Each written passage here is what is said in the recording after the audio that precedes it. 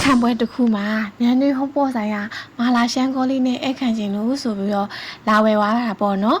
အဲ့မှာစားတဲ့ဧည့်သည်ကအရန်ကိုကြိုက်သွားတာတဲ့မာလာရှန်ကောရတော့ဒီရှန်ကောလေးကပေါ့နော်ဘယ်ဆိုင်ကနေပြီးတော့ဝယ်လာတာလဲတဲ့အဲ့လိုမေးရတဲ့အထိကောင်းတဲ့ကွာနန်းတွေဟောပေါ်ဆိုင်ရဲ့အရာတာဟောနော်အခန့်ရတဲ့လူကလည်းပီတိဖြစ်ရတာပေါ့နော်နန်းတွေဟောပေါ်ဆိုင်ကဝယ်လာတာပေါ့နော်ထောက်ချက်မှာတဆိုင်တမိုင်း